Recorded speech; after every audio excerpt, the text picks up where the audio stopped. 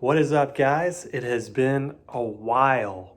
Man, think about everything that has happened since last time I made a video back before the national championship. Congrats to LSU, by the way, um, for that national championship. Might have been the last national championship in college football history at this rate. I mean, we're not going to think that way. But wow.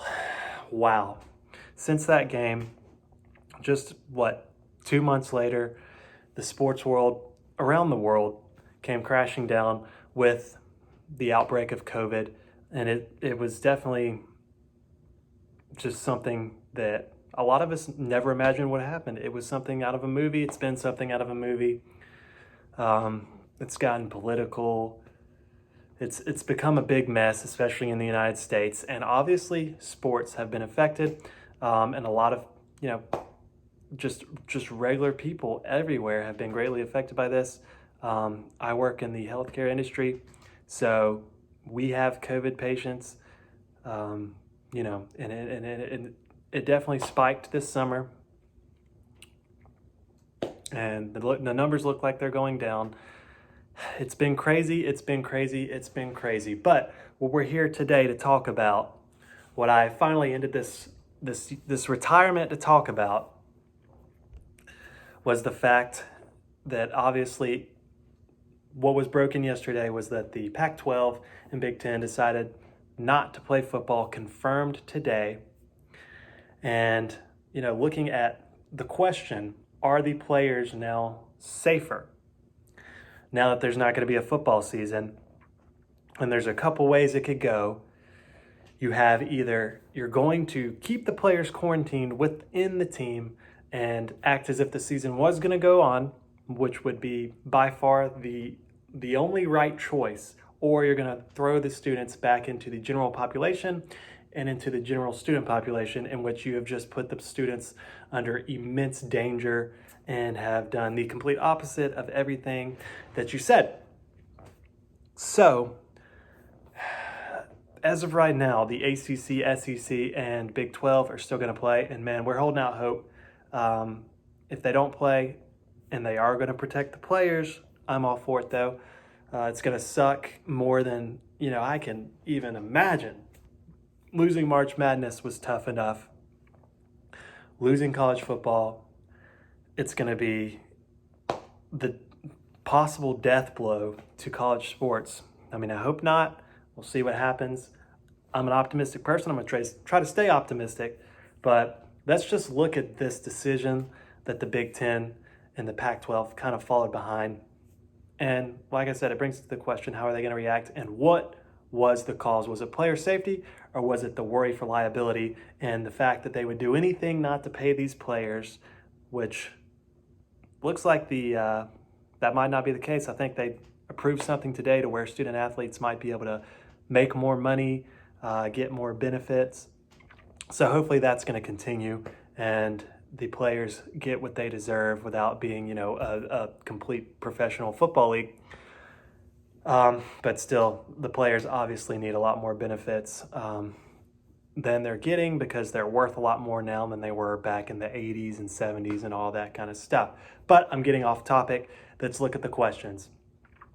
So, if you look back to when the players got to their campuses, COVID cases were everywhere.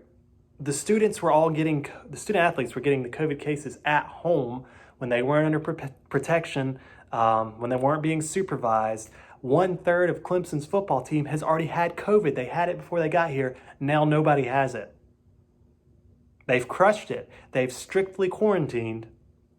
And the players are much safer now than they were coming into camp.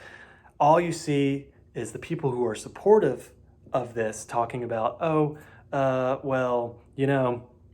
it's all about player safety. It's player safety. They're much safer. You can't play during all this. But the facts of the matter are, the statistics show way more players had COVID when they weren't together quarantined with their football team than they do now.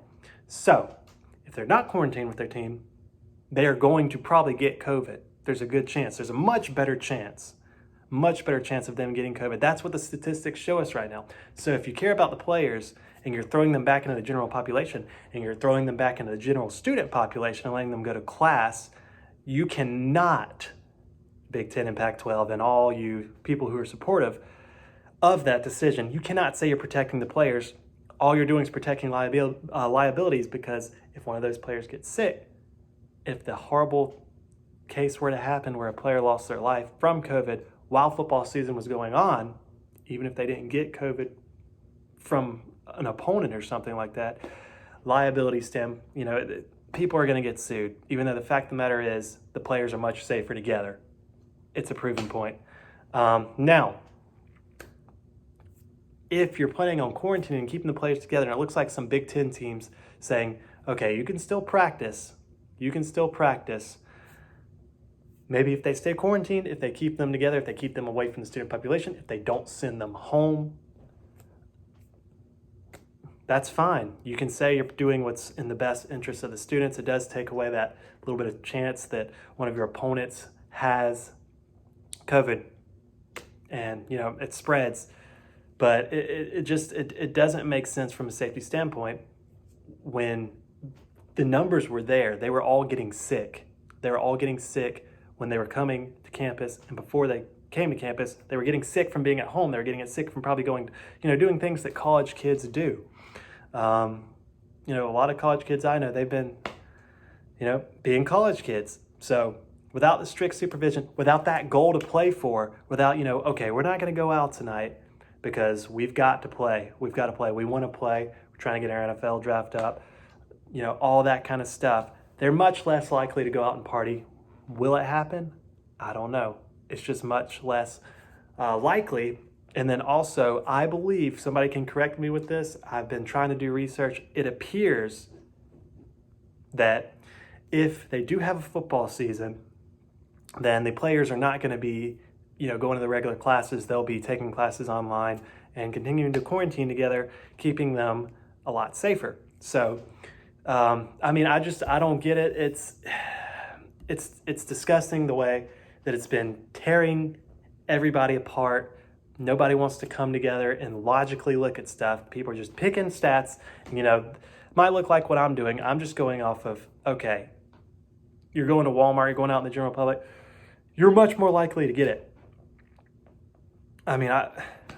You go to Walmart. Walmart is like the hotbed of the universe. I work with COVID patients every day. And if I go to Walmart, I feel like I'm much more likely to get COVID than being careful around COVID patients, following protocol and all that. And I feel like it's the same way with these student athletes. If you take away that protocol and take away all that, they're going to get sick. So all that stuff, the threats that the Big Ten are talking about, the real threats with the heart problems and all that, you take them out of the quarantine, you take them out of that team setting, that's exactly what you're putting them into. Now, there's obviously going to be smart players, and especially players with underlying conditions, who will quarantine properly, and it very might be safer for them, and that's why players can opt out. But for the average player, there's just no argument right now, statistically and factually, that the players are safer. And you can get into the long terms. I'm trying to keep this video under 10 minutes for the sake of everybody. You can get into all this, the long effects that this is going to have on college towns, all that kind of stuff. And that's fine, but, and it's horrible. It's horrible. As the fans, selfishly, we're going to be miserable without college football. That is fall. That is fall for so many of us. And obviously with Clemson having possibly their best team coming this year, heavy favorite to win the national championship, it's going to hurt us even more.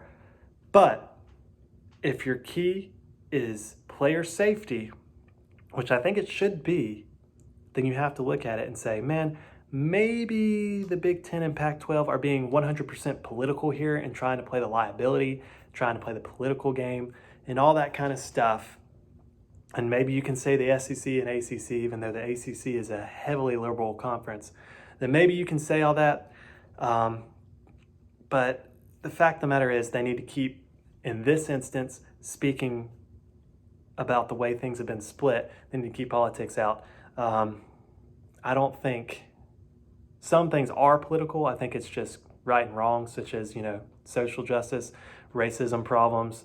Racism problems are not political. But when you have something like this, where you're just saying you're not going to do something just not to do it, like it may be with the Big Ten and Pac-12, just to look good, to get away from liability, we're protecting the players, so we're not going to play.